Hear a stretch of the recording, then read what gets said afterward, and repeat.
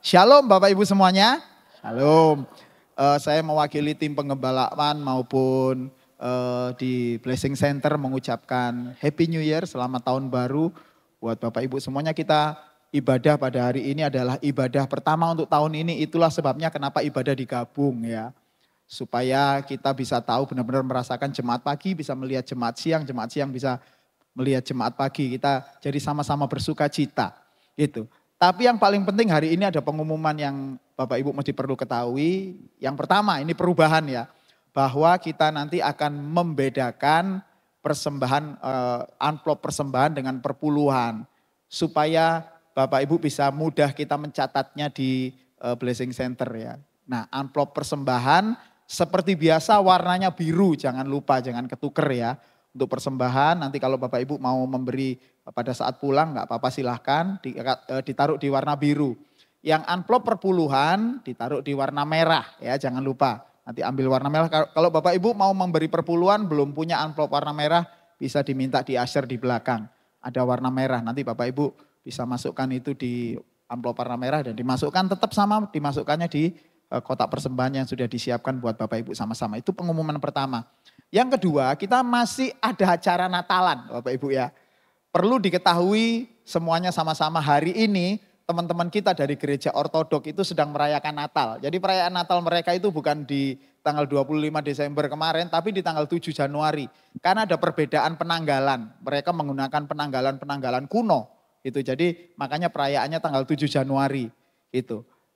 Tapi gereja Surabaya City Blessing masih punya satu perayaan lagi yaitu perayaan Natal lansia. Nah nanti yang akan diselenggarakan tanggal berapa Bapak Ibu lansia?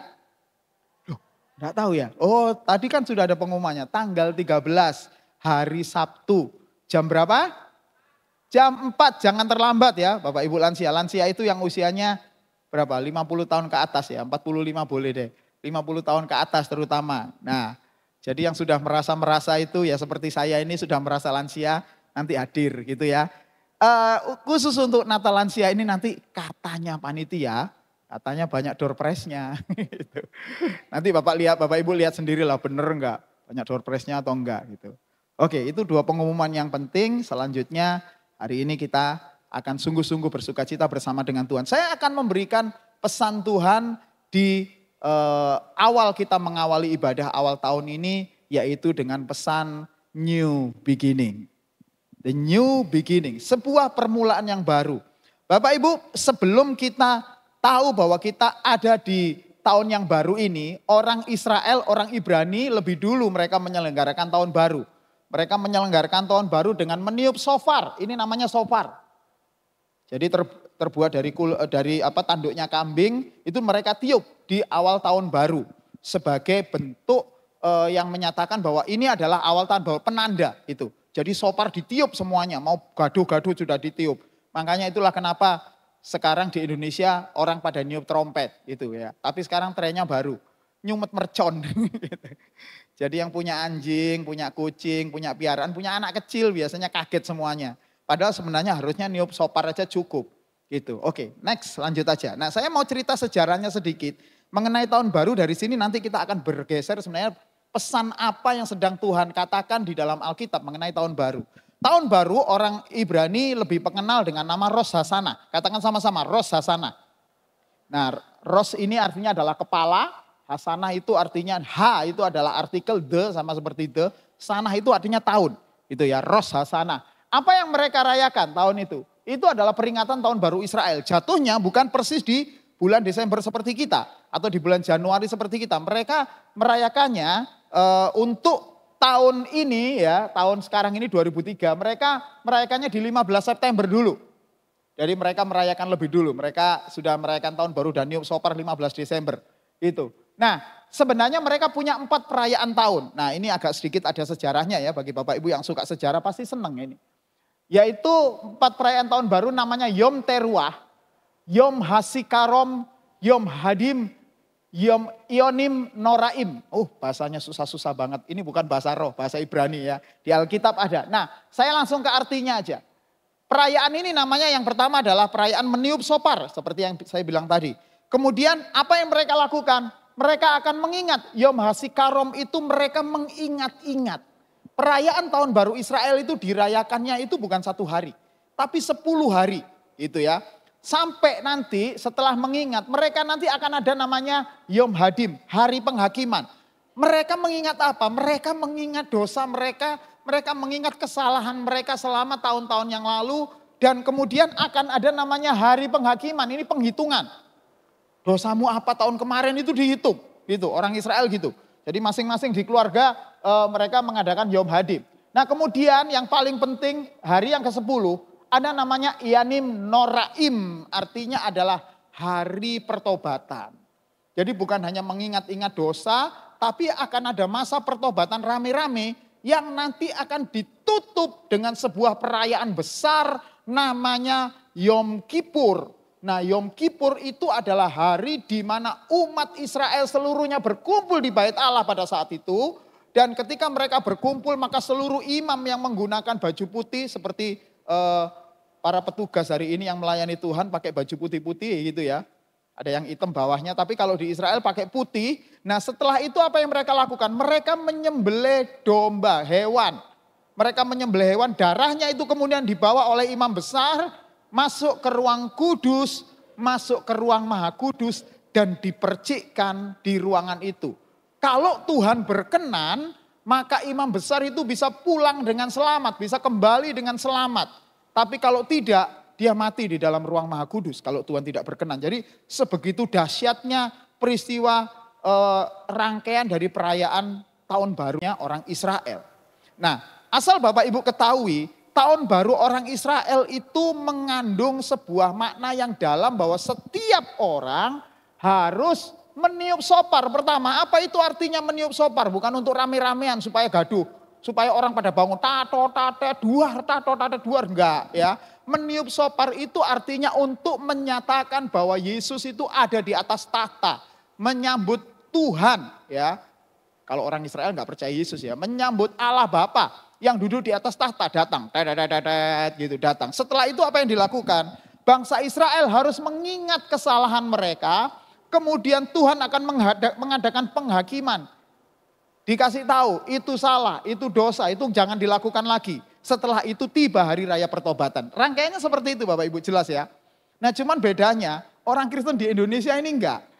Mereka merayakan tahun baru dengan cara apa? Ya pokoknya akhir tahun makan-makan, ada yang mabuk gitu kalau perlu, joget-joget gitu. Terus kemudian ini apa nyalain ini petasan. Setelah itu besoknya bangkong bersama, acara bangkong bersama sampai jam 10. Nah gitu, sampai jam 10 pagi baru kemudian jalan-jalan. Wisata, healing. Itu orang Indonesia, padahal orang Kristen itu sebenarnya harus melihat cara Tuhan untuk membuat bangsa Israel itu melihat acara tahun baru itu sebagai sebuah rangkaian pertobatan itu harus kita lihat. Kita ambil hikmahnya bukan jadi seperti orang Israel. Nah oleh karena itulah nanti acaranya tahun barunya orang Israel itu akan ada di 2024 ini jatuh di 2 Oktober. Nanti mereka sudah Rosh Hasanah lebih dulu. Nah tetapi orang Israel ini setiap bulan Tisri namanya. Tisri itu antara September, Oktober, November. Itu mereka merayakan tahun baru. Nah ini yang paling penting Bapak Ibu. Pada saat mereka melakukan upacara Yanim Noraim atau hari pertobatan itu, maka mereka percaya bahwa orang yang dianggap baik namanya dicatat dalam kitab kehidupan. Jadi tadi pengakuan dosa tadi ya, dari hari mengingat-ingat dosa tadi, kemudian hari penghakiman tadi, orang yang tahun itu berlaku baik, maka namanya akan dicatat di kitab kehidupan. Dan kalau tidak, namanya akan tercatat di kitab kematian. Memang secara literal itu ada namanya kitab kehidupan dan kitab kematian di orang Israel itu.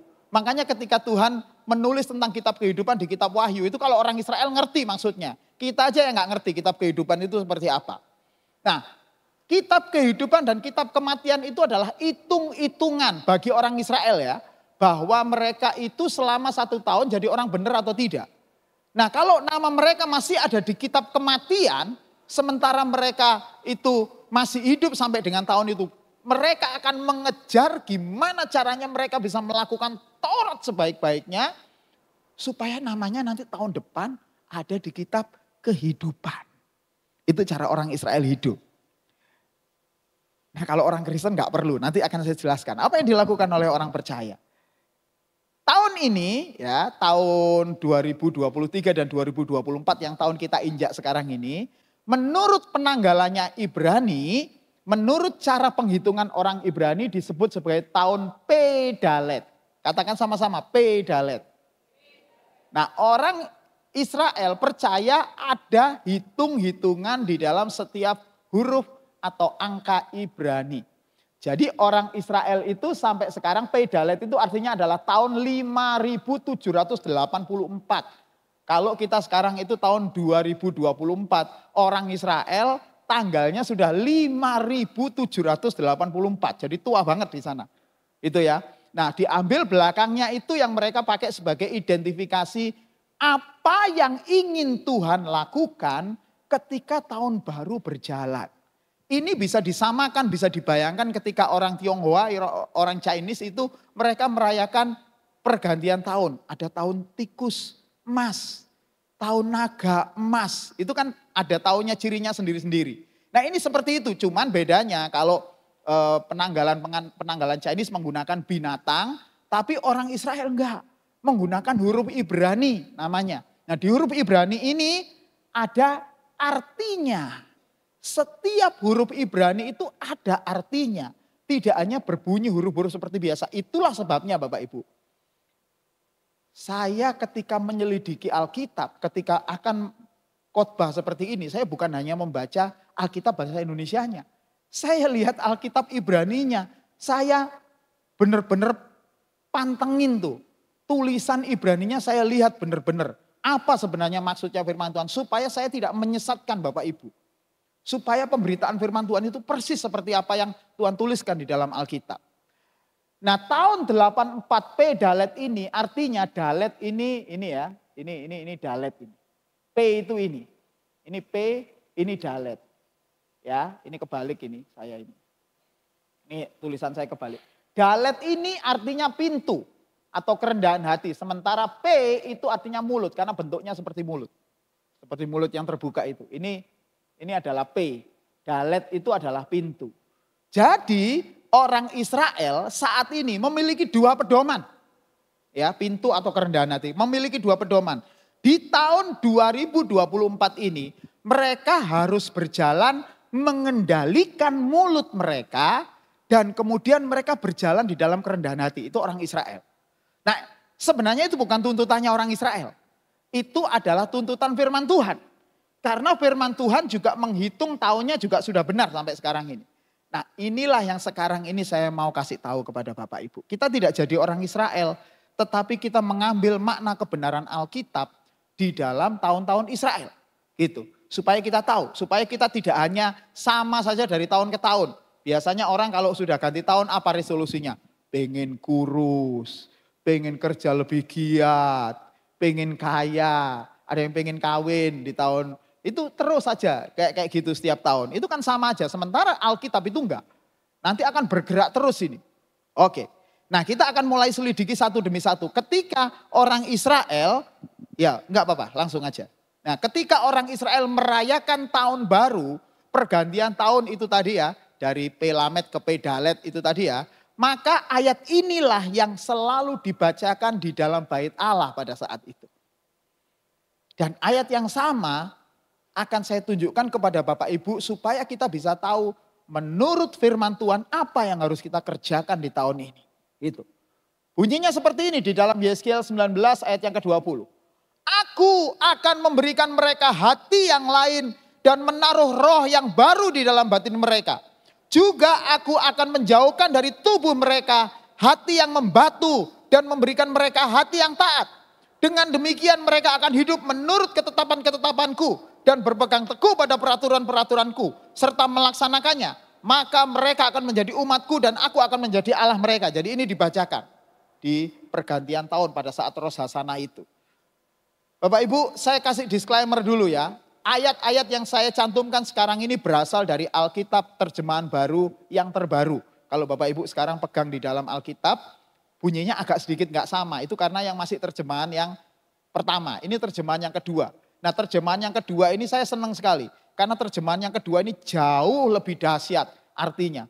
LAI mulai memperbaiki beberapa kata-kata yang salah gitu. Walaupun juga ada beberapa kata yang artinya agak sedikit beda. Tapi yang paling penting kita lihat arti sebenarnya melalui tulisan-tulisan aslinya. Oke, saya akan kasih tahu dulu hal yang pertama mengenai aku akan memberikan mereka hati yang lain dan menaruh roh yang baru di dalam batin mereka. Setiap upacara Rosh Hasanah pergantian tahun, maka yang Tuhan lakukan adalah Tuhan akan membuang hati yang lama dan akan menggantinya dengan hati yang lain. Hal ini jangan dibayangkan secara literal bahwa Tuhan benar-benar mengambil hati kita kemudian diganti dengan hati yang baru. Bukan. Hati yang dimaksud ini adalah nurani yang ada di dalam hidup Bapak Ibu. Setiap orang Israel ya, ketika pergantian tahun dan mereka mengingat kesalahan-kesalahan dosa mereka dan mereka diberitahu tentang penghakiman itu, maka mereka didorong untuk bertobat. Nah supaya bertobat itulah mereka diberikan hati yang lain. Dan yang kedua adalah Allah menaruh roh yang baru di dalam batin mereka. Ingat ya kata roh di sini R-nya kecil. Saya lihat di terjemahan baru yang kedua sama juga R-nya kecil. Artinya ini bukan Roh Kudus loh. Kan menaruh roh yang baru di dalam batin mereka. Nah gini Bapak Ibu cara kerja Roh Kudus. Saya senang lagu yang terakhir dinyanyikan tim PAW tadi itu. Artinya seperti ini. Roh Kudus itu diberikan kepada bangsa Israel tidak menetap. Ketika bangsa Israel taat, maka Roh Kudus itu akan diam. Dan mulai bekerja dengan rohnya manusia, bekerja sama dengan rohnya manusia. Dan roh itu akan sama-sama berjalan menjalani kehidupan. Nah jika roh yang dimiliki oleh orang Israel itu nurut, maka itu yang disebut sebagai memiliki roh yang baru. Mengapa? Karena setelah nurut itu roh itu keluar, roh kudusnya mereka, roh sucinya itu keluar.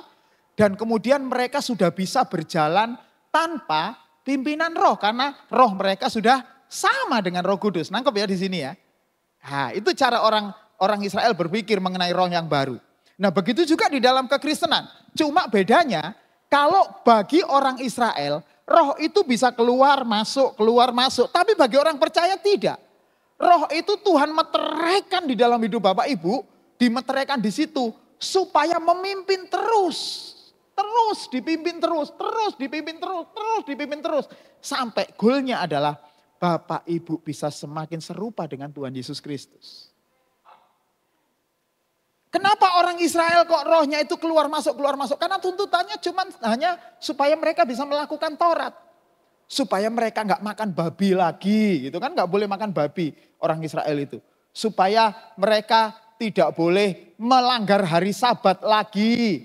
Supaya mereka tidak membunuh orang. Begitu. Itu batasannya seperti itu. Jadi kalau ada umpama nih ya contohnya. Ada orang Israel yang sukaannya babi kecap. Maka mereka bertobat itu dengan cara apa? Roh Kudus nuntun mereka selama 1 tahun itu mereka percaya. Nah sampai mereka berhenti makan babi. Nah itu sudah selesai. Maka Roh Kudus keluar. Itu menurut cara pandang orang Israel. Tapi di dalam kekristenan. Gak cukup cuman itu Bapak Ibu. Di dalam kekristenan ketika Bapak Ibu percaya Yesus. Di detik ketika Bapak Ibu percaya Yesus. Roh Kudus Tuhan meteraikan dalam hidup Bapak Ibu. Dan itu menuntun kita terus menerus. Permasalahannya adalah mau nggak kita dipimpin sama Roh Kudus? Kayak lagu tadi itu. Bila kau tak besertaku, ku tak mau berjalan. Jadi kalau nggak ada Tuhan, saudara nggak bisa jalan. Kenapa? Roh Kudus nggak memimpin. Loh Pak, orang luar bisa tuh jalan. Iya betul. Orang yang tidak percaya Yesus bisa seenaknya jalan sendiri. Bisa dengan pikirannya sendiri. Tapi ingat. Arahnya kemana? Arahnya bukan kepada Tuhan. Tetapi kepada bagaimana dirinya sendiri. Bisa semakin hari semakin dianggap sukses. Hebat. Semakin jadi orang kaya. Semakin apapun pokoknya semakin luar biasa. Itu coba lihat. Semua agama mengajarkan kebaikan, ujungnya adalah supaya dirinya sendiri, si pelaku itu bisa mendapatkan keuntungan. Paling tidak dia pingin untuk bisa masuk surganya mereka sendiri. Tapi di dalam kekristenan gak kayak gitu Bapak Ibu. Gak kayak gitu. Mengapa? Karena ketika kita percaya Yesus, Roh Kudus itu terus menerus memimpin kita. Tujuannya bukan supaya kita ini tambah lama jadi tambah dipuji orang, dikatain hebat sama orang, tambah sukses, tambah kaya. Bukan. Tapi goalnya, tujuannya adalah supaya kita semakin memiliki pikiran dan perasaan Kristus dalam hidup kita. Oleh karena itulah maka orang Kristen, orang percaya itu harus semakin lama semakin kelihatan perubahannya. Kalau jadi Kristen udah bertahun-tahun masih juga suka fitnah orang, masih juga sombong, masih juga gampang marah, masih juga gampang kepahitan, gampang gondoan, gampang pore, kemudian gak gerejo-gerejoan, kemudian bermusuhan dengan orang. Ini orang benar-benar tidak mau dipimpin Roh Kudus. Padahal Roh Kudus sudah memimpin dia. Dan Bapak Ibu bayangkan, kalau Roh Kudus itu semakin lama tidak semakin Bapak Ibu dengar, maka Roh Kudus itu bisa suaranya tidak kita dengar, tidak kita hiraukan, dan akhirnya Roh Kudus didukakan. Oleh karena itulah ada ayat yang ngomong gini, kalau kamu masih mendukakan anak, maksudnya Yesus, kamu masih diampuni. Tapi kalau kamu mendukakan Roh Kudus, tidak ada lagi pengampunan. Kenapa bisa begitu? Ini bukan Roh Kudus lebih tinggi dari Bapa, bukan. Tapi karena orang yang tidak mau mendengarkan Roh Kudus, lama-lama hidupnya akan dipimpin oleh semua keinginannya sendiri. Tidak bisa bertobat orang seperti ini. Walaupun secara fisik dia bisa ke gereja. Bahkan dia bisa melayani. Tapi sejatinya semuanya itu untuk dia. Nangkep ya Bapak Ibu ya dari situ ya. Mudah-mudahan nangkep. Karena firman Tuhan ini nanti lama ya. Kita pulang jam 12. Nah juga aku akan menjauhkan dari tubuh mereka hati yang membatu. Ya, kalau yang di Alkitab terjemahan yang pertama hati yang keras. Gitu. Tapi terjemahan yang terbaru saya suka sekali dengan terjemahan yang kedua ini. Kata-katanya hati yang membatu. Saudara kalau tahu batu itu tidak mudah dihancurkan. Itu kalau batu. Tapi karena ini masalahnya hati, maka kita analogikan dengan orang yang sakit sirosis atau sakit kanker hati. Orang yang sakit kanker hati sudah tidak bisa didandani maneh. Hatinya sudah mengeras. Ada seorang tokoh di Indonesia ini namanya Dahlan Iskan, dia pemilik Jawa Pos. Dia satu saat kena kanker hati Bapak Ibu. Itu ada bukunya, bahkan dia buat bukunya. Dia bilang, satu-satunya jalan untuk bisa menyembuhkan saya adalah dengan mengganti hati. Dan benar, dia pergi ke China dan hatinya diganti. Hatinya yang lama dibuang. Ini yang luar biasa orang yang memberikan donor hati itu. Seorang anak udah meninggal sih anaknya. Karena kan kecelakaan atau apa, hatinya diberikan kepada Dahlan Iskan. Itu mahal banget. Artinya begini Bapak Ibu. Kalau hati manusia sudah membatu, itu gak bisa dibenerin. Gak bisa. Jadi ketika seseorang menolak Tuhan Yesus, menolak untuk datang beribadah, menolak untuk sungguh-sungguh pada Tuhan, itu gak bisa dibenerin. Mau dengan cara apa juga gak bisa. Maka apa yang Tuhan lakukan? Tuhan mengganti hati kita. Dari yang membatu itu diganti oleh Tuhan. Maka bagi Bapak Ibu, yang waktu-waktu tahun 2023 dulu tidak sungguh-sungguh sama Tuhan, saya mau kasih tahu pesan gembala ini. Jangan sampai hati kita itu jadi keras, jadi sirosis. Mumpung sekarang masih bisa diperbaiki. Saudara perbaiki hatinya. Karena kalau sudah membatu, satu-satunya jalan cuman diganti. Dan penggantian itu memerlukan usaha yang sangat besar. Dan memang usaha itu bisa kita tempuh. Tetapi harus benar-benar percaya Yesus sungguh-sungguh. Gitu. Jadi bagi Bapak Ibu kalau punya saudara, punya teman yang hatinya sudah membatu itu kelihatan. Suruh ke gereja aja gak mau. Halah, gereja paling ya kayak gitu. Halah, paling ya gitu-gitu aja. Ini sudah membatu gak bisa. Satu-satunya jalan dia harus diganti hatinya sama Tuhan. Bapak Ibu mesti berdoa, bukan mustahil ya. Masih bisa tapi cukup berat. Gitu. Nah saya lanjutkan. Dengan demikian mereka akan hidup menurut ketetapan-ketetapanku. Tujuannya supaya kita hidup pada ketetapan Tuhan. Dan berpegang pada peraturan. Peraturannya kalau orang Israel harus taat kepada Taurat. Nah kalau orang Kristen gimana pastor? Kan orang Kristen gak punya Taurat. Nah ini yang penting Bapak Ibu ya. Tolong bagian ini didengarkan. Semua jemaat gereja Surabaya City Blessing. Orang Kristen atau jemaat perjanjian baru sudah tidak perlu lagi melakukan Taurat.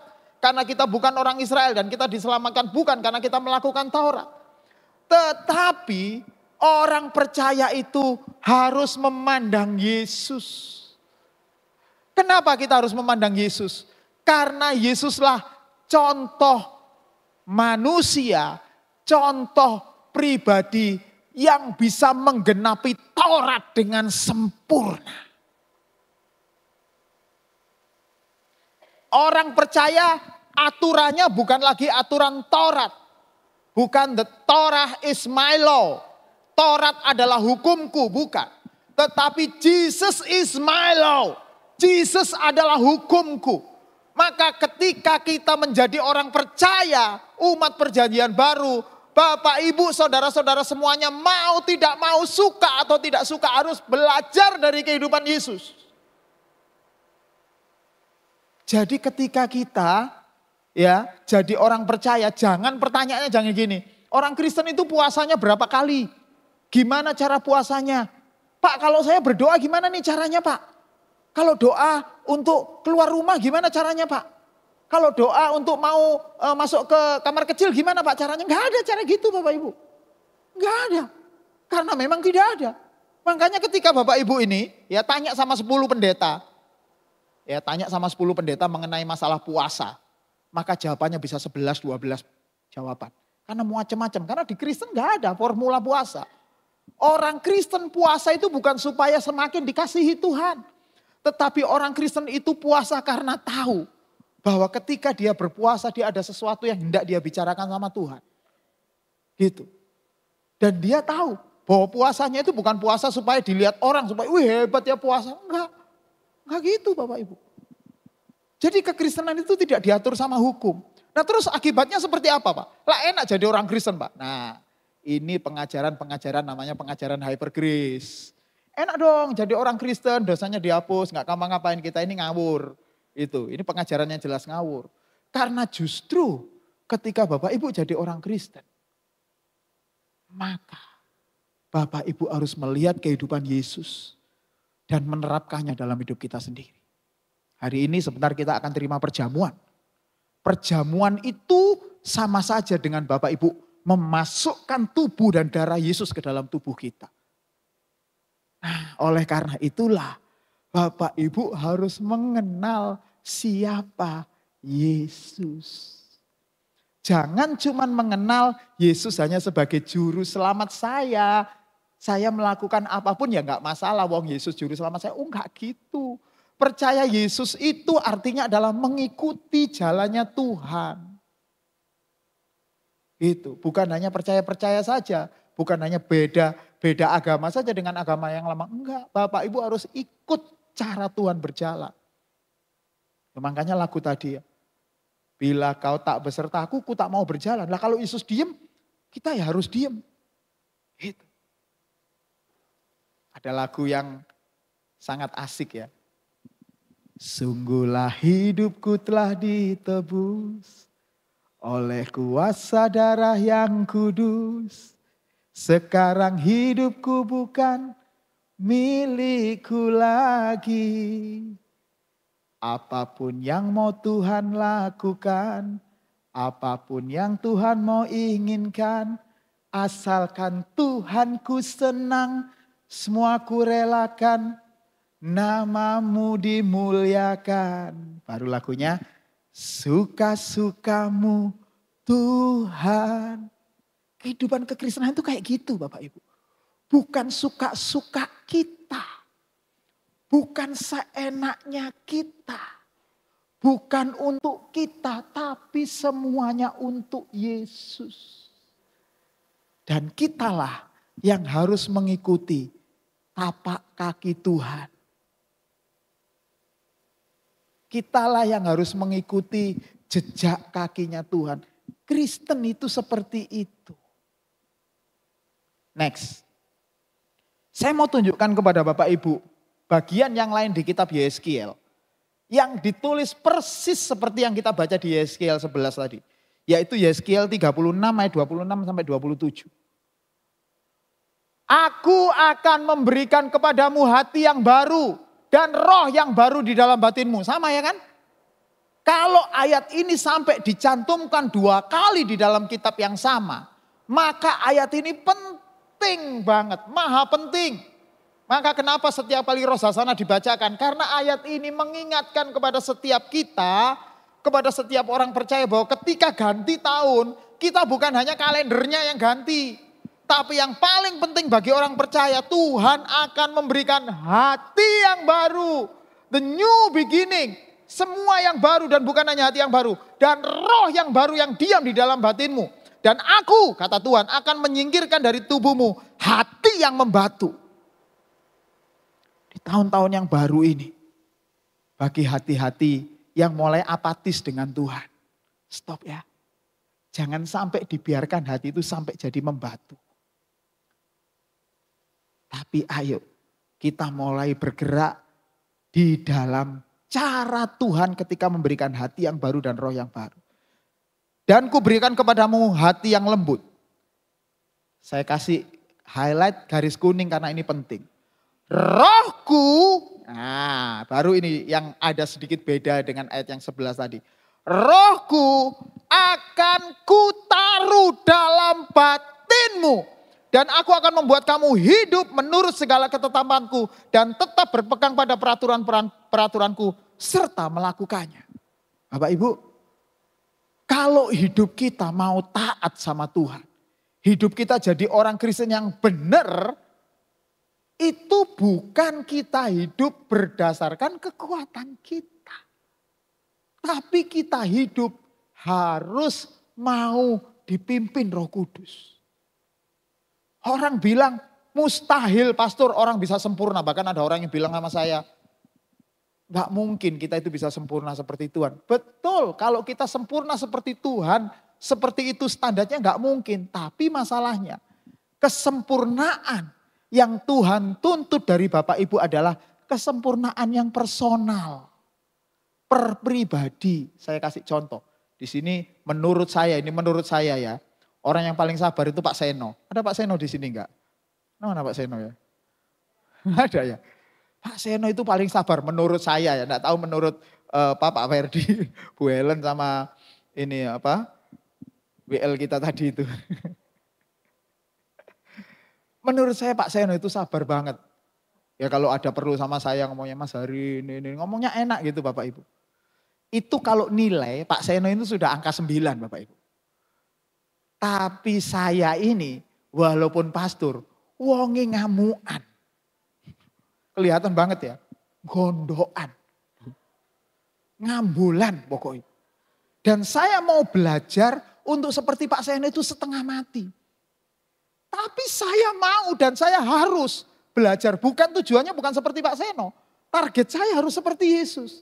Maka ketika Pak Seno di mata Tuhan dianggap belum sempurna walaupun angkanya udah 9.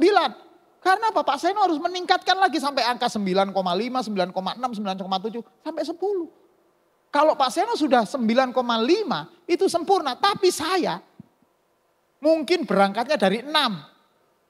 Ya, mungkin nanti sampai mati saya paling banter itu 8 lah mungkin ya. Belum sampai ke arah seperti Pak Seno. Bagi Tuhan saya sudah dianggap sempurna. Karena sudah progres, sudah ada kemajuan. Gitu. Jadi bukan berarti semuanya harus standarnya kayak Pak Seno semua. Kalau di gereja ini semuanya standarnya kayak Pak Seno. Semuanya akan sepi mamring, diem semuanya. Karena Pak Seno orang Jawa, nggih monggo. Gak ada orang yang negur, jangan seperti ini, gak ada gitu. Makanya kenapa orang buat, Tuhan membuat kita beda-beda. Itu yang disebut kesempurnaan. Jadi jangan pernah berpikir kesempurnaan harus nilai 10 semua. Enggak. Dan Bapak Ibu harus menemukan apa yang ingin Tuhan buat supaya Bapak Ibu berubah di tahun ini. Harus. Sampai sana. Nah jadi kesimpulannya Bapak Ibu saya kasih tahu nih. Bahwa pembaharuan kita bukan berasal dari kekuatan kita, tapi berasal dari Tuhan. Setelah Tuhan memberikan hati yang baru, roh yang baru, maka orang percaya, orang Kristen harus meresponinya dengan bersedia dipimpin roh Tuhan. Maka ketika Bapak Ibu melakukan segala sesuatu dan Roh Kudus mengingatkan dalam hati kita, umpama gondok nih, ya. Ngambul, gak gereja-gerejaan, gak ngene SCB. Apa? Oh, soalnya ambek Pastor Fani aku gak dikasih salam. Aduh, hai ngono tok. Liane dikasih salam, sakit hati, ya. Terus gondok seperti itu dan Roh Kudus pasti ngingetin kita kan. Jangan kayak gitu. Stop kayak gitu. Gitu. Tapi kalau orang yang mau dipimpin, ya wis lah gak apa-apa. Nanti satu saat salaman lagi sama Pastor Fani. Gitu. Atau yang lain. Aku gak suka dengan orang itu di gereja. Gitu umpama. Gak mau aku ke gereja. Roh Kudus ngingetin. Jangan ngampuni ya. Kalau Bapak Ibu dipimpin, bersedia dipimpin oleh roh. Bersedia diubahkan oleh roh. Ya berubah. Sorry ya. Ya berubah. Jangan tidak mau diubah. Mengapa? Karena pembaruan itu berasal dari Tuhan. Semuanya dari Tuhan. Bukan karena kita hebat. Nah sebelum saya jelaskan lebih jauh lagi, saya bisa minta enggak ada 2 anak youth bisa maju ke depan. Saya mau jadikan contoh. Ada 2 anak youth, ayo. Enggak ada, kalau enggak ada saya tunjuk. Enggak ada. Niko atau siapa? Kali aja, kamu maju Kalia, sini. Sama satunya, siapa? Enggak ada. Ya satu kali ya itu ayo adik sini dek. Siapa? Kamu ya. Enggak apa-apa. Enggak berani. Enggak apa-apa sini sebentar aja. Enggak mau. Anaknya Bu Eni aja, anaknya Bu Eni. Sini dek. Ayo. Enggak berani. Ini loh. Wedi mbek pastore ini. Sini kali ya. Enggak ada yang berani. Bion aja, Bion. Mana Bion? Bion, Bion aja ya. Ayo Bion sini Bion. Ayo Bion sini. Ayo enggak apa-apa. Ayo Bion sini Bion. Nah tasnya ditaruh dulu. Nah ini. Supaya juga dikenal jemaat. Ayo Bion. Nah ini duduk sini. Ayo duduk berdiri di sini. Kalian di sini. Ya. Bion di sebelah saya Bion. Ya. Ya, luar biasa. Sebelah saya Bion. Sini Bion, sini. Nah, sini ya. Oke. Bapak Ibu, saya mau kasih contoh. Ini ya. Hari ini saya bawa uang berapa nih? Saya kasih Kalia dulu. Berapa itu Kalia? Saya kasih kamu ya. Nah, terima kasih. Iya, terima kasih. Ya, iya dong. Oke, ini uang dari saya untuk Kalia. Sekarang kasihin ke Bion. Kok kamu kasih dengan mudahnya? Oh enak langsung dikasih. Karena dia tahu bahwa uang itu milik saya, yang dia diterima dan dikasih ke Bion. Oke sekarang balikin Bion. Kok mau balikin ke saya? Ya udah ini satu-satu. Oke boleh kembali, thank you.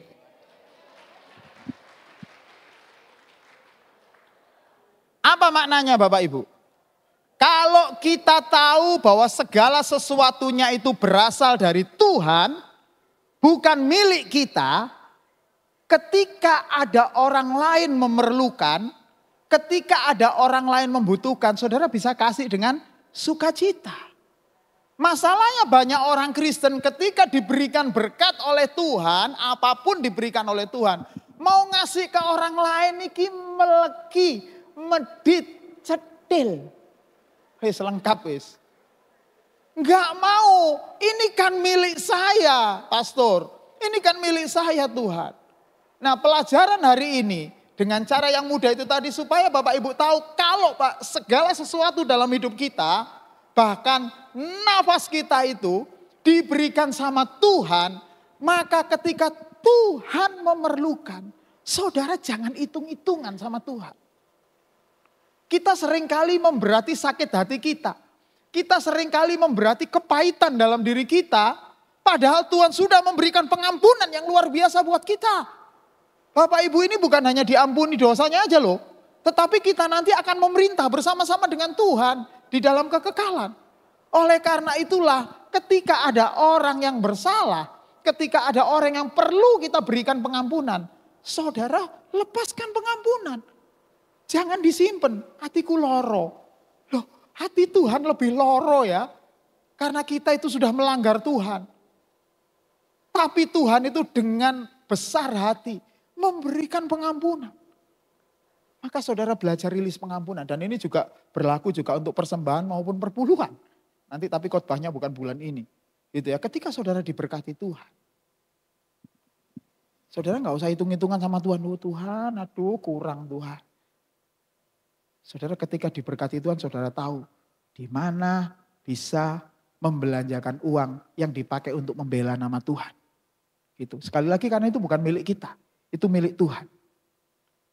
Begitu juga dengan segala sesuatu yang baik yang Tuhan berikan di dalam hidup Bapak Ibu. Jangan jadi orang Kristen kalau baik ketika ketemu sama orang yang baru kenal. Oh kita kayak baik itu, oh iya haleluya. Glory, ambek bojone dhewe, juwate minta ampun. Ambek putune dhewe, dasar anake setan. Lah nek putu sampean anake setan berarti sampean bae setan. Next, lanjut. Oke, kita mulai masuk di dalam hal yang paling detail yaitu mengenai tahun P Dalet. Ini adalah ini adalah huruf Ibrani yang tadi kita bicara dengan kata P. P itu artinya mulut, ya. Artinya Bapak Ibu, ketika tahun baru ini, ketika kita mengikuti cara tahunnya Alkitab, maka artinya adalah sumber perkataan kita itu berasal dari hati. Maka kenapa Tuhan mengubah hati dulu? Jangan pernah mengubah perkataan sebelum hati saudara diubah. Sekali lagi ya, jangan berusaha mengubah perkataan kita sebelum hati kita dirubah. Karena hasilnya akan lucu. Hasilnya akan aneh. Hasilnya akan kondisional. Nek hari Minggu. Perkataannya shalom. Haleluya. Puji Tuhan. Amin. Rohani kabeh. Begitu dino Senin. Hajingan. Ciloko kon yo. Dan lain sebagainya. Perkataan-perkataan buruk semuanya keluarnya hari Senin sampai Sabtu.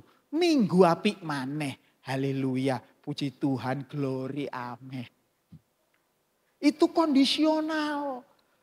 Kenapa? Karena hanya diubah dari mulut kita saja. Tapi saudara tidak mengubahnya dari mulut. Tuhan sudah memberikan hati yang baru di tahun ini. Maka sumber perkataan kita itu adalah hati-hatilah yang harus kita ubah lebih dulu. Yakobus 3 ayat 2 sampai 4.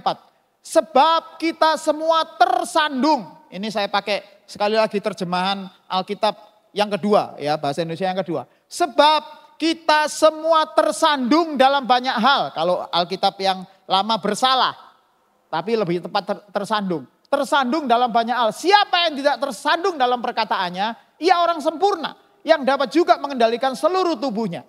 Kita mengenakan kekang pada mulut kuda sehingga ia menuruti kehendak kita dan kita dapat mengendalikan seluruh tubuhnya. Lihat saja kapal-kapal, walaupun amat besar dan digerakkan oleh angin keras, ia dapat dikendalikan oleh kemudi yang amat kecil menurut kehendak jurumudi. Jadi maksudnya gini Bapak Ibu.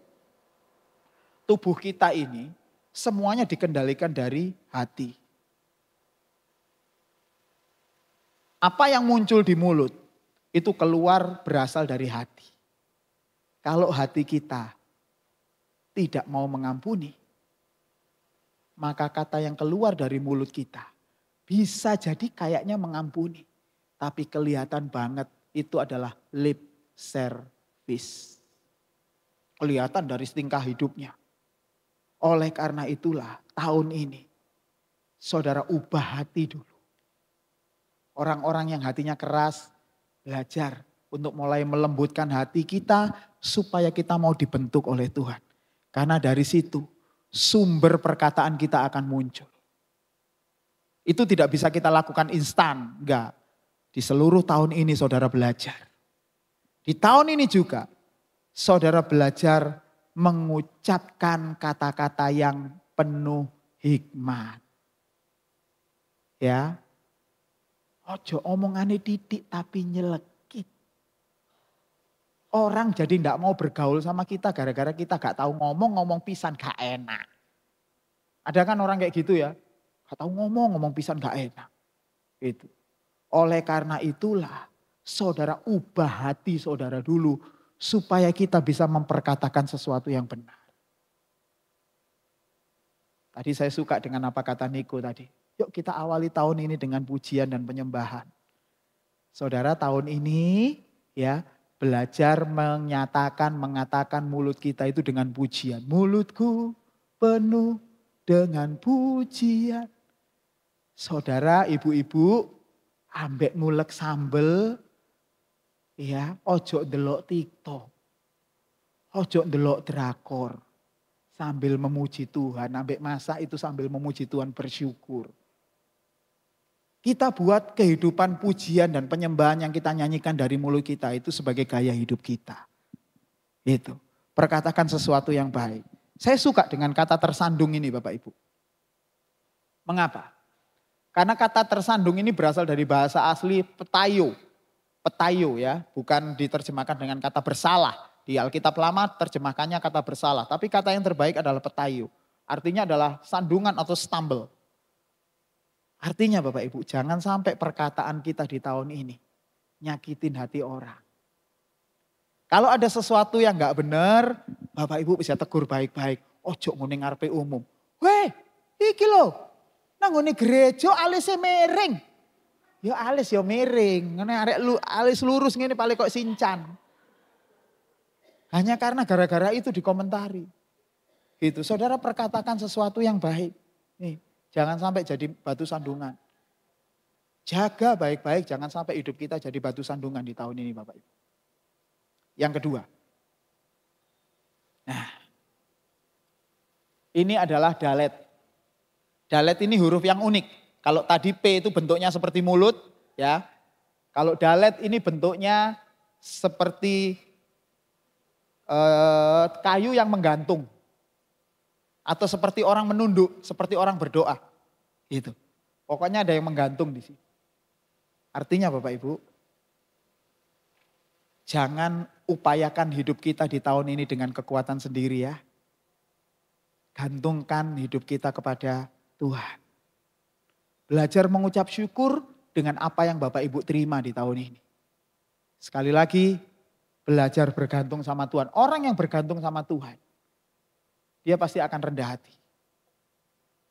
Orang yang bergantung sama Tuhan itu hidupnya rendah hati. Dia tidak akan berusaha untuk dipuji orang, dianggap orang sukses. Wih hebat, mobilmu saiki rek. Wih dahsyat, sing dielem mobile. Iya ada orang tuh, bukan di gereja ini sih, bukan di gereja kita untungnya, di gereja yang lain. Kalau datang ke gereja, kalau mobilnya baru itu, pintunya dibuka ya. Terus dia mudune pelan-pelan, sikile sik metu. Supaya didelok wong, iya kan di depan gereja, dia berhentinya depan gereja. Terus pura-pura ngomong mbek sopire. Ya, mbok ngomong apa pokoknya. Nanti jangan lupa ya dijemput ya. Supaya orang di dalam gereja, wih mobil re anyar. Terus habis itu keluar pelan-pelan, ditutup pelan-pelan. Blek. Melakukan rosok ndangak titik. Saudara tahu enggak yang dipuji itu siapa? Mobilnya, kalau enggak percaya, ayo saya tes. Saudara bayangkan, saya enggak punya gambar. Ada seorang laki-laki duduk atau berdiri dekat dengan mobilnya yang terbaru. Mercy umpama. Mercy C E-Class terbaru. Di dalam bayangan saudara, saudara bayangin laki-lakinya atau mobilnya? Mobilnya pasti. Ada orang ini kalau perempuan, gawe gelang keroncong. Tahu gelang keroncong ya? Yang gak ngerti itu gelang yang 10 dijejer itu loh, gak cukup gawe gelang siji. Dijejer, terus kemudian umpama nih dia duduk di depan gereja, terus diangkat.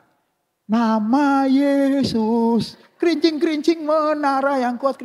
Saudara lihat orangnya apa lihat gelangnya? Nonton gelangnya. Jadi kalau Bapak Ibu itu justru mengumpulkan harta, mengumpulkan segala sesuatu, maksudnya supaya kita dihormati. Saya kasih tahu, orang tidak menghormati saudara, orang menghormati mobil saudara, menghormati gelangmu. Itu jadi jangan salah. Orang berpikir kalau dia punya mobil mewah, punya gelang keroncong itu mau. Kiri kanan keroncongan kabeh. Orang anggap dia hebat, enggak. Sing didelok gelange. Itu pun kalau enggak ada orang siri ngomong, malah paling palsu itu mau. Iku tuku ngene iku lho. Brawijaya, Shopee. Yang tahu Shopee berarti sering tuku nang kono.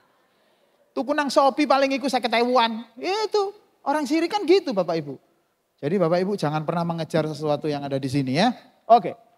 Gini kata Yakobus 4 ayat 6. Namun anugerah yang diberikannya kepada kita lebih besar daripada itu. Itu maksudnya adalah apapun yang disediakan oleh dunia ini. Kayak tadi itu contohnya. Mobil, gelang, apa mana, wis akeh lah pokoknya. Yang disediakan lebih besar daripada itu. Karena itu kitab suci berkata, Allah menentang orang yang congkak, orang yang sombong. Tetapi memberi anugerah orang yang rendah hati. Saya suka sekali dengan kata ini.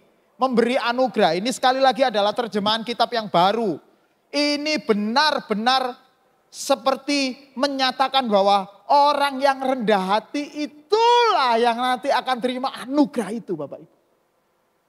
Jadi kalau ada orang sombong, ada orang congkak, walaupun dia Kristen, tapi kehidupannya dia pakai untuk menunjukkan siapa dirinya supaya dia diuangke, diakui bahwa orang hebat. Alkitab katakan Allah menentang orang yang congkak. Maka di tahun yang baru ini jemaat gereja Surabaya City Blessing dan siapapun yang hadir di tempat ini. Sebagai hamba Tuhan saya mau katakan. Belajar bergantung sama Tuhan seperti ini. Belajar untuk rendah hati. Kita bukan siapa-siapa. Tapi kita punya Allah yang besar. Saudara tidak perlu takut tahun 2024. Kalau tahun 2023 yang kata orang adalah tahun gelap. Tuhan bisa memelihara Bapak Ibu sampai sekarang ini. Apalagi nanti di 2024. Apalagi ketika Bapak Ibu mulai belajar untuk jadi orang yang rendah hati. Mulai belajar memperkatakan segala sesuatu. Bukan karena kita hebat. Bukan karena Bapak Ibu itu orang yang hebat, orang yang baik. No. Tapi karena Tuhan sudah mengganti roh dan hati Bapak Ibu. Menjadi roh yang baru dan hati yang baru. Maka Bapak Ibu gak perlu takut dalam hidup ini. Tahun 2024 akan Bapak Ibu lalui dengan penuh kemenangan. Amin. Saya undang pemain musik untuk maju ke depan. Kita akan masuk di dalam perjamuan Bapak Ibu. Bapak Ibu siapkan roti dan anggur yang telah Bapak Ibu terima. Ada di sini yang belum terima roti dan anggur bisa angkat tangan supaya Asyir bisa datang kepada saudara. Ada yang angkat tangan? Ada yang belum terima? Yang belum terima roti dan anggur? Ada? Enggak ada ya? Oke.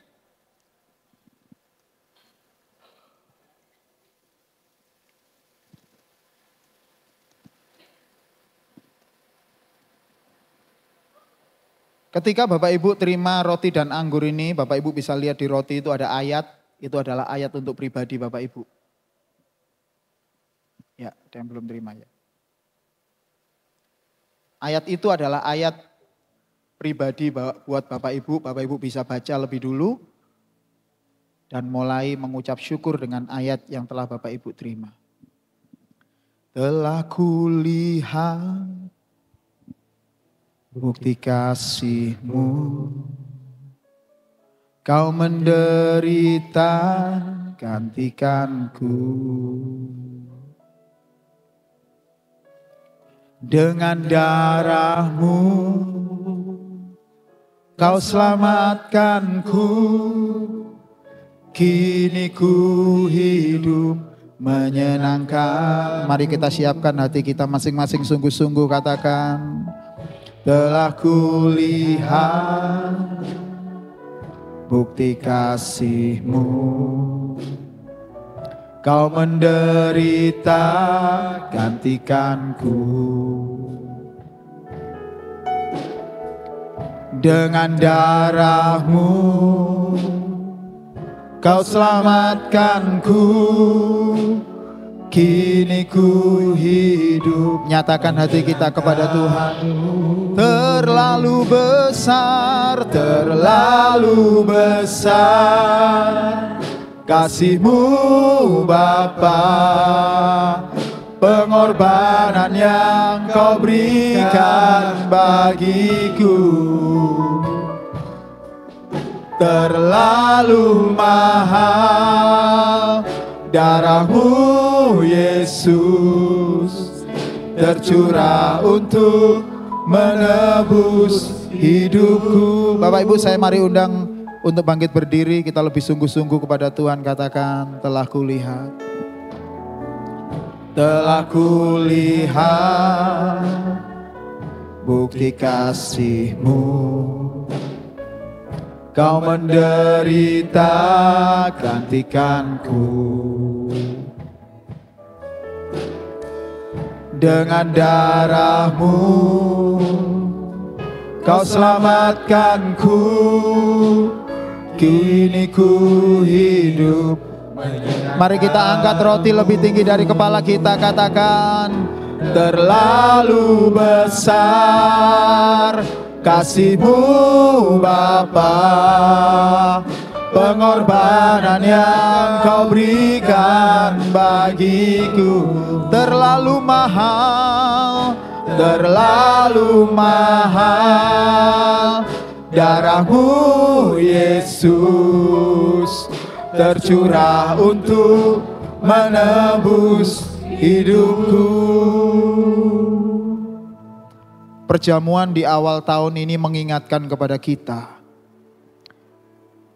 bahwa kebaikan kita tidak akan pernah membawa kita untuk diselamatkan. Hanya oleh anugerah Tuhan Yesus Kristus kita bisa diselamatkan. Oleh karena itu Bapak Ibu, ketika Bapak Ibu mengangkat roti ini,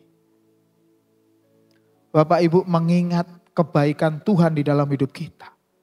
Di mana hidup kita saja diselamatkan oleh Tuhan, apalagi pergumulan Bapak Ibu. Tuhan akan memberikan pertolongan tepat pada waktunya di tahun ini. The new beginning, artinya Bapak Ibu memulai sesuatu yang baru. Tidak lagi sendirian tetapi bersama-sama dengan Tuhan Yesus. Kita akan melakukan perkara yang besar. Terlebih dahulu dengarkanlah firman Tuhan ini Bapak Ibu. Sebab apa yang telah kuteruskan kepadamu telah aku terima dari Tuhan, yaitu bahwa Tuhan Yesus pada malam waktu Ia diserahkan, Ia mengambil roti dan sesudah itu Ia mengucap syukur atasnya. Ia memecah-mecahkannya dan berkata, inilah tubuhku yang diserahkan bagi kamu. Perbuatlah ini menjadi peringatan akan aku. Bapak Ibu semuanya, bukankah roti yang kita pecah-pecahkan ini adalah persekutuan kita dengan tubuh Tuhan Yesus Kristus? Mari kita makan sama-sama dalam nama Tuhan Yesus.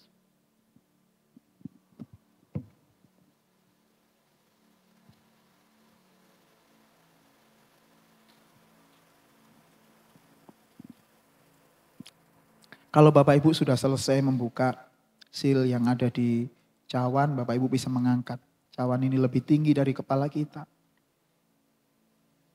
Cawan yang olehnya dosa kita telah ditebus. Karena darah Tuhan Yesus yang telah tertumpah 2000 tahun yang lalu di Bukit Kalvari. Supaya kita dilayakkan, diperdamaikan kembali dengan Bapa. Sehingga kita tidak lagi berdosa tetapi kita dibenarkan dan dikuduskan di dalam Tuhan Yesus Kristus. Oleh karena itulah cawan ini juga akan menguduskan Bapak Ibu, membenarkan Bapak Ibu. Bahkan mengalahkan semua kutuk yang ada di dalam kehidupan kita. Akan menyembuhkan segala macam penyakit dan segala pergumulan Bapak Ibu akan ditolong oleh Tuhan secara luar biasa. Maka cawan ini ketika berbicara mengenai penyelamatan Tuhan Yesus Kristus, maka cawan ini juga yang akan menyelamatkan Bapak Ibu di hari penghakiman nanti. Terlebih dahulu dengarkanlah firman Tuhan. Demikian juga ia mengambil cawan sesudah makan lalu berkata, cawan ini adalah perjanjian baru yang dimeteraikan oleh darahku. Perbuatlah ini setiap kali kamu meminumnya, menjadi peringatan akan aku. Sebab setiap kali kamu makan roti ini dan minum cawan ini, kamu memberitakan kematian Tuhan sampai ia datang. Bapak Ibu semuanya, bukankah cawan pengucapan syukur yang atasnya kita mengucap syukur ini adalah persekutuan kita dengan darah Tuhan Yesus Kristus? Mari kita minum sama-sama dalam nama Tuhan Yesus. Ucapkan syukur kepada Tuhan. Terlalu besar kasih-Mu Bapa, pengorbanan yang Kau berikan bagiku. Terlalu mahal darah-Mu Yesus, tercurah untuk menebus. Angkat hati kita kepada Tuhan. Katakan, terlalu besar kasih-Mu Bapa, pengorbanan yang Kau berikan bagi. Terlalu mahal, terlalu mahal darah-Mu Yesus, tercurah untuk menebus hidupku. Tercurah, tercurah untuk menebus hidup. Tercurah, tercurah untuk menebus hidup. Berikan kemuliaan yang paling meriah untuk Allah kita yang dahsyat, Tuhan Yesus Kristus. Amin. Kami sangat bersyukur Tuhan, karena kami tahu kami punya Allah yang luar biasa, yang akan memberikan hati yang baru, roh yang baru di tahun ini, supaya kami bisa berjalan bersama-sama dengan Engkau, dan kami tidak perlu takut lagi akan segala sesuatu, karena kami tahu Allah yang beserta kami adalah Allah yang luar biasa, yang tidak tergoncangkan oleh apapun juga. Bapak Ibu semuanya, marilah angkat kedua tanganmu, terimalah berkat dari Tuhan. Pulanglah, bertumbuhlah dalam damai sejahtera Allah dengan melakukan firman Tuhan yang telah engkau dengar pada hari ini. Maka kasih karunia dari Allah Bapa, kecintaan dari Tuhan Yesus Kristus, serta penyertaan yang luar biasa dari Roh Kudus akan memberikan Bapak Ibu kelegaan di tahun ini. Memberikan kemenangan yang luar biasa buat Bapak Ibu. Tuhan memberkati engkau dan melindungi engkau. Tuhan menyinari engkau dengan wajahnya dan memberi engkau kasih karunia. Tuhan menghadapkan wajahnya kepadamu dan memberi engkau damai sejahtera saat ini sampai Maranatha Tuhan Yesus datang yang kedua kali. Mari semua yang percaya dan diberkati Tuhan katakan amin. Tuhan Yesus memberkati. Boleh kasih salam kiri kanan, selamat tahun baru. Sampai ketemu kita minggu depan.